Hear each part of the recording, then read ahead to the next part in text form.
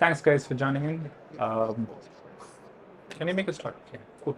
Uh, Thanks a lot, guys, for joining in. My name is Srivalsan, and what I'm going to cover in the next 15-20 minutes or so is we're going to look at how we build cloud architecture and look at it in a different angle. And I mean, obviously, we have been building cloud architecture for quite some time, but how do you kind of build cloud architecture the more Kubernetes way of doing it? And I'm going to talk a little bit, just to give you an agenda, I'm going to talk a lot more about platform engineering, why platform engineering is quite important, how a lot of organizations are adopting platform engineering, and how we kind of build cloud infrastructure the more Kubernetes way using Crossplane. Has anyone come across Crossplane? Okay, so that's going to make it interesting. Has anyone worked on Kubernetes? Cool. That's a good crowd. So, right. So, to kind of start off with, let me move on to the next slide. Why do we need platform engineering? Before we kind of get into the whole conversations of Kubernetes, cross-plane, cloud infrastructure, why do we really need platform engineering? What is the problem which we right now have in terms of building cloud infrastructure? We have a DevOps team which is actually building their own pipelines, and we have an application team which actually works with the cloud infrastructure and then onboards it.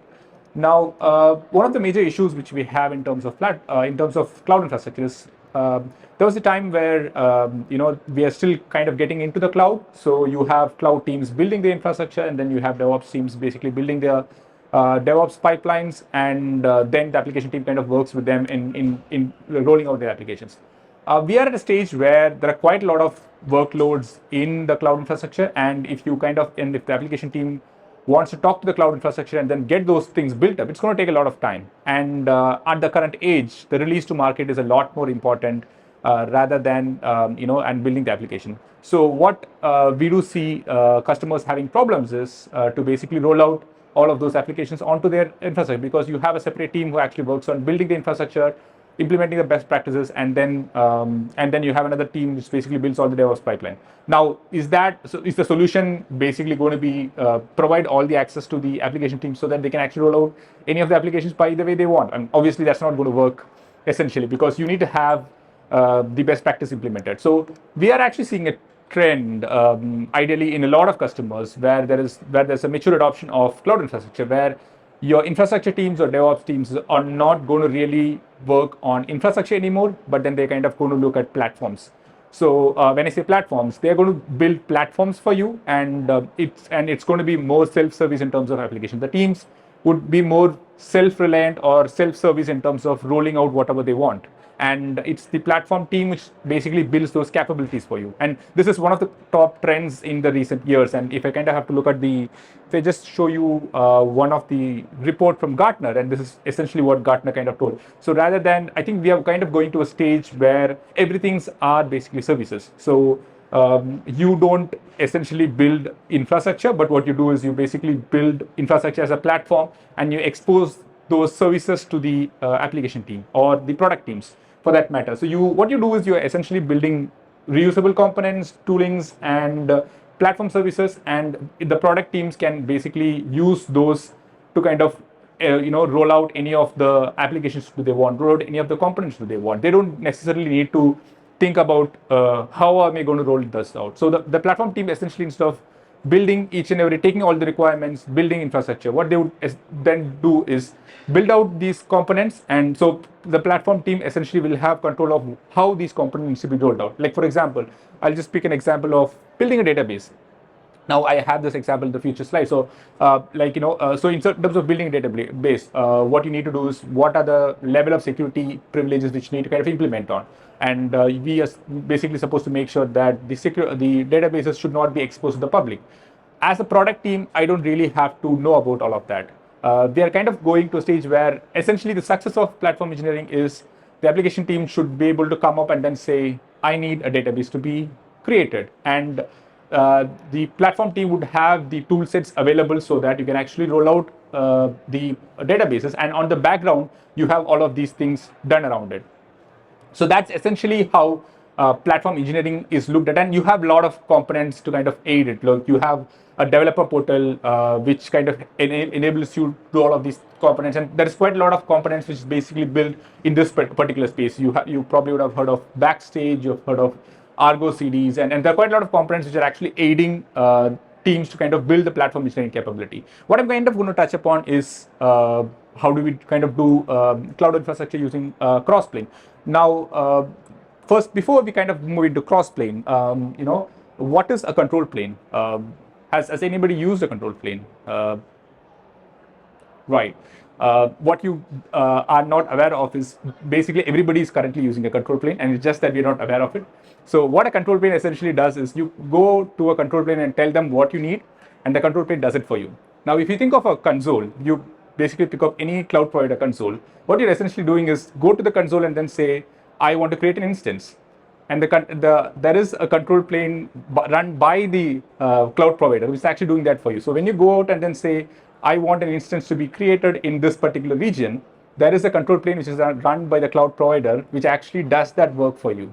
And obviously, when you kind of work on Kubernetes, you essentially have worked on it. But what we are actually looking, what a lot of customers are looking at is how do we basically build that for our organizations? For example, the way how you go to a control, go to a AWS console or an Azure console and then say, create an instance for me, and then magically an instance is created and it's actually running. The same way, a product team should basically come and then say, create this product for me, or create this database for me, or create this application for me, and magically it should basically turn up. And essentially, that is if you're able to kind of achieve that, that basically is a big win for the platform engineering teams. And what Crossplane kind of does is essentially that. What you achieve in Crossplane is you just go to a Crossplane and then you tell that I want this feature, this product to be built. For example, like if I just pick the same example of database, what we need is a product team come in and then say, I want a database to be created. And Crossplane essentially would then take it and then build that database for you.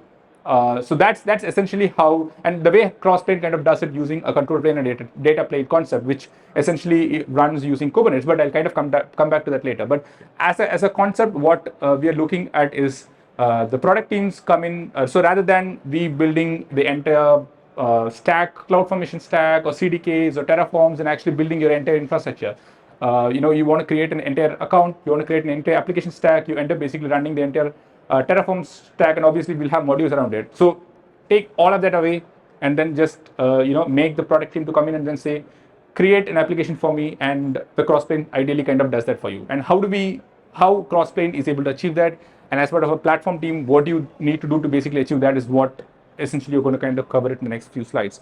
So moving on, what are the things which control plane should do apart from basically managing it? So one is control plane should basically create those resources for you. But apart from that, what control plane as a concept also does is it basically makes sure that the data plane is driven towards the desired state. So when I kind of talk about control plane and data plane, a quick 101 is control plane is the one which actually manages all your resources for you, and data plane is where your resources are actually managed. So when you go to a control plane and then say, create an instance for me, it's essentially the control plane's responsibility to create that instance in the right state. And it's not just that. What you also need to do is basically make sure that your data plane is protected. So when you're actually going to create an instance, that instance is actually created in the right way with all the encryption and protections available. And the third most important thing is be reliable. So if you have kind of worked on Kubernetes, what you essentially do is you go ahead and then create a pod. And what Kubernetes does is it not just creates a pod for you, but at any point in time when the pod is destroyed, it is Kubernetes' responsibility to basically bring back the pod into the desired state. And that's essentially the role of a control plane data plane. Now think of it in a cloud infrastructure way, wherein you go ahead and then say that create a database. It is then the control plane's responsibility to make sure that the database is created, the database is protected, and also the database is reliable at all the time. So when an instance is destroyed, someone kind of goes in and then destroys that database, it is the control plane's capability to basically go back and then recreate and bring it into a state which is defined in your configuration. That's essentially what a control plane does. That's essentially what we kind of achieve it using Crossplane as well. So Crossplane, what Crossplane essentially provides you is the capability where you could bring the Kubernetes way of running a pod, but then look at it holistically from a cloud infrastructure. You can run the entire cloud infrastructure using Crossplane. So you go ahead and then create all the instances, and then you forget about it. It's Crossplane, which basically takes care of making sure those resources are in the desired state, even though any configuration changes happens. If it means that anybody comes and deletes it, if it means that the resources crash, it will bring it back into the original state. So as an engineer, you don't have to worry about how is the platform going to be reliable, because that's more of the control plane's responsibility rather than your responsibility. Now, how we kind of do it. So essentially, kind of covered the previous one. So, but what Crossplane also kind of does is that because you have the control plane and the data plane capability, what you all need to make sure is your control plane should be available all the time. That's one of the main important factor which you need to look at. Now, what happens if the control plane is actually down? Like, for example, if the control plane is entirely down and you only have data plane which is running, what is going to happen is the data plane would more be on a frozen state, which then means that you will not, the control plane will not be able to manage it. So whatever resources are running in the data plane will still kind of run in the data plane, but you don't have a control plane to kind of manage it. So essentially, Crossplane works in the way where you have a control plane and a data plane architecture. Now, moving on to what does it kind of provide and how does it work? Now, this is an essential component architecture of how a Crossplane is all kind of looked at. So, as I spoke about, it has got 4 components, and so in the first component is your claims, which is what an application team kind of requests. So the application team comes in, and that's what's called as claims in Crossplane. The application team comes in and then says, if I just pick the same example of database, I want to create a database. Now, what you have in Crossplane is essentially what the platform team kind of builds up. Are 3 components which kind of builds. One is a composite resource, and a managed resource, and a cloud provider. So what you do in a composite resource is you create a resource of how a database needs to be created, and all of these are actually created by the platform engineers. Now, the advantage is this is actually created on a one-step fashion, which means that you create this pattern. So you don't end up creating resources, but then you end up creating patterns in terms of how a database should be created, how a load balancer should be created, how an instance should be created. And that pattern is then reused by the product team when they wanted to kind of launch any of the patterns. So you create a composite resource, and then you create what are required for this particular resource. Like the same example of, if you just pick the database, you need a subnet. You need to basically have the security group created. You need to have the configurations to be implemented. You need to basically make sure that it is actually encrypted using a key management system. All of that are something which you kind of implement on your managed resources. The third function is your cloud provider. The same way, you want to kind of roll it out into an AWS component, or you want to roll it out to an Azure component, you want to roll it out into a GCP component, that this becomes the layer where it actually communicates to the cloud APIs in basically rolling out those changes for you. So in a high level view, this is what you kind of build in your Crossplane architecture. So at the end of it, a product team would just come in, submit a claim, and then they should be able to create those instances. To just get into the detail of how it actually works in the real world is the product engineer comes in, submits a claim. For example, I want a simple Postgres server for me. What essentially then it happens is you will have a platform engineer who actually creates these, how the claim should look like in terms of how your configuration should look like. And based on that, you then have a composite resource, which kind of talks about what are the configurations which are actually required for the Postgres SQL. And then he then ends up creating all the managed resources. As I explained, all the components which are actually required, or all the components which as a platform engineer, what you require to kind of build these resources are something which is defined by the platform engineer in terms of creating those resources. That then talks to the cloud APIs, and that's how the resources are actually launched. Now, the other advantage is once this is kind of launched, then it then comes into the Crossplane architecture, wherein it kind of then makes sure that all of these components are always in the desired state. Now, to get into a little more information about it, so let me look at how this essentially works. So as a platform consumer who's also a product team comes in and then says, I want to have a Postgres SQL instance, and I want the provider to be AWS. So this is essentially what you define in the claims. So what he would just come in and then says, I want this instance to be created. I want it to be on the AWS provider. Now it could be any provider as well. Now, what then happens is this basically then calls the composite PostgreSQL instance, and you could actually see that all of the multiple components are actually created, which is essentially your managed resources for you. What it does is it would basically have your RDS as a separate component created. You would then have your subnet group as a separate component created. You would then have the security group as a separate component created. What you also have is essentially the difference between the composite resources and the managed resources is that your composite resources is basically the abstraction layer, which is irrespective of whichever component you kind of use. So your claim could be an AWS, your claim could be an Azure. You would still call the same composite resource which is facing the claims, and based on what are the components which are actually mentioned over here, what you would then do is you will basically have different managed resources in actually defining it.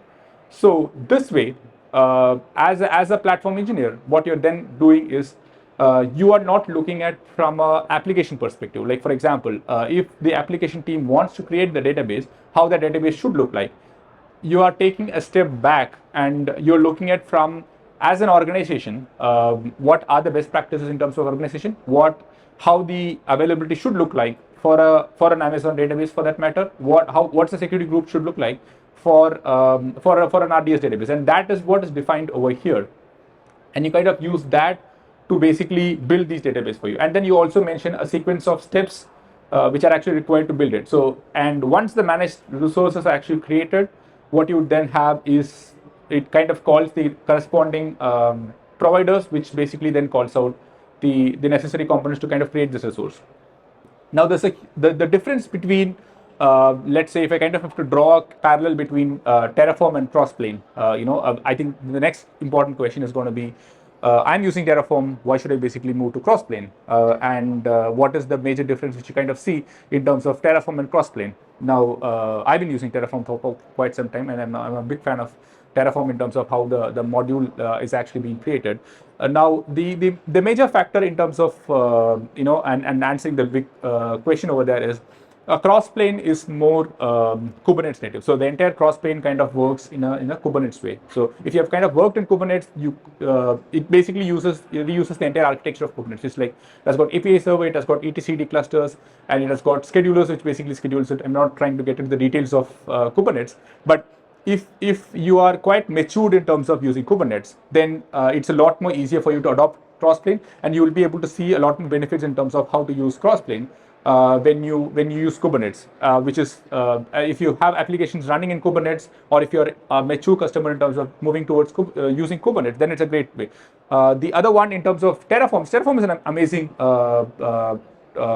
cloud infrastructure component, and you can actually build multiple modules around it, and it also essentially holds the state of the component. But the only thing with Terraform is that until you basically, it does not maintain, it basically does not manage your resources for you. What I mean by that is when there is a change on your cloud infrastructure with respect to the Terraform state, the Terraform does not know that there's a change in the infrastructure, and I need to kind of reinforce it unless you go ahead and then do an apply of the Terraform infrastructure. So unless you do a apply, you're not going to figure out what's the change, and Terraform is not going to enforce that for you. And that's a big step change in terms of the Kubernetes way or Crossplane way. Because what Crossplane is trying to do, or for that matter, if I just take a step back on looking at CNCF components, what it is essentially doing, or be it Argo CD for that matter, it constantly look at what is your desired state and what's your current state.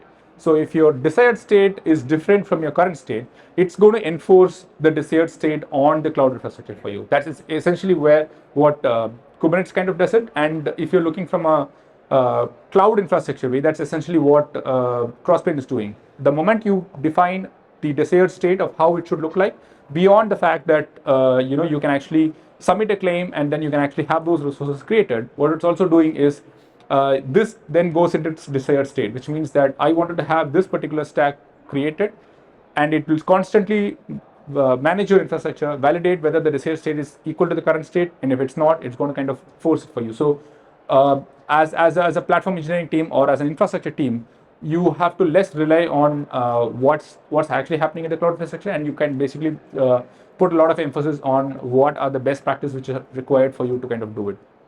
Now, I would strongly suggest you to kind of try Crossplane out, because there's quite a lot of adoption is actually happening in, and it is also part of the CNCF incubating infrastructure. And if you're kind of touching upon Crossplane, probably try out Argo CD and Backstage, because there's a huge change in terms of how we kind of manage cloud infrastructure.